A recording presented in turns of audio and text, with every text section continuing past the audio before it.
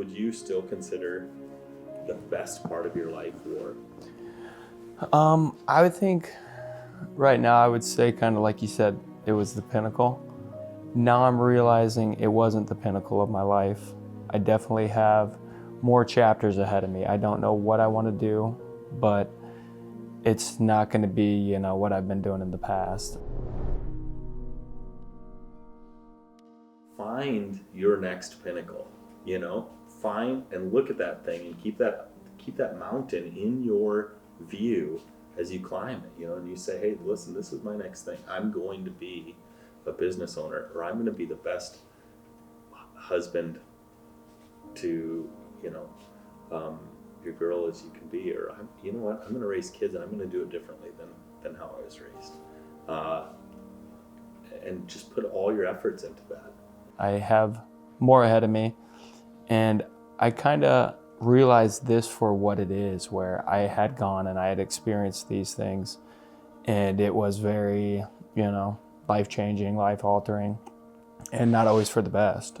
But I'm able to pull the good things out of it, and now it's to the point where I feel like if nothing else, I can take this story, and if I can share my story, and somebody maybe can, like you said, hear one of those key words and they say, oh, I'm dealing with that, so maybe I can relate to this guy, and then maybe they want to listen to it, and I'm able to help one person come from that darkness, then it'll all be worth it for me. And that's kind of hopefully just a part of my legacy when it's all said and done, where I'll go on to do more great things in life, but I can look back and maybe I helped a few people, combat veterans or whoever, along the way. I think that'd be pretty incredible.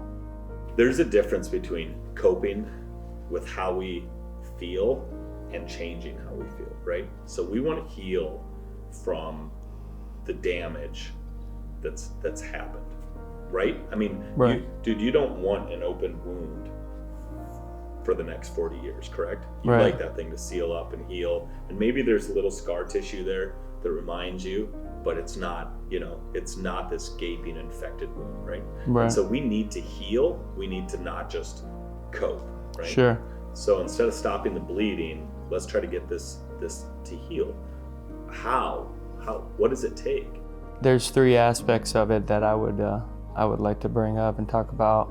It would be the physical aspect of getting in the gym and making sure your body's feeling the best that you can, getting a good workout in. There's also the mental aspect of getting the therapy, and maybe if you do need some prescriptions and stuff like that, trying to figure that portion out.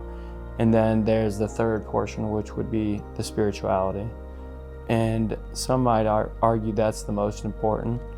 It's kind of different people, feel differently about how they view it. For me, the spirituality healing is a lot of just like sitting with myself, maybe in nature. I get a lot from nature, kind of going out and hearing the birds chirp and seeing different animals, and just realizing that, getting that spiritual reset and realizing. This book, this Bible, if you read it, dude, it allows the guilt that we carry, it allows this to be put on somebody else, right? It allows it to be put on Jesus Christ, and allows us to forgive ourselves and to know that we're forgiven, And for me, I just say, whether I realize or not, when I go to church, and it's not even so much church, but it's when I get here and I feel this presence, and I feel forgiven, I feel at peace, and what we need is to be told that it's okay, and that we don't have to be guilty anymore. We don't have to feel guilt. The Bible says that all have fallen short, that none of us are perfect, and to be able to accept that and say, hey, you know what, I'm not expected to be perfect. I'm not expected to do this stuff. For me, that gives me it takes that pressure off, right? Right. And so I can't stress it enough that the physical is probably one of the best places to start, because it also is attached to our mental. And then the other aspect of that is that I get in the gym and I kick off all these chemicals and I feel great for the rest of the day. I feel like I could conquer almost anything.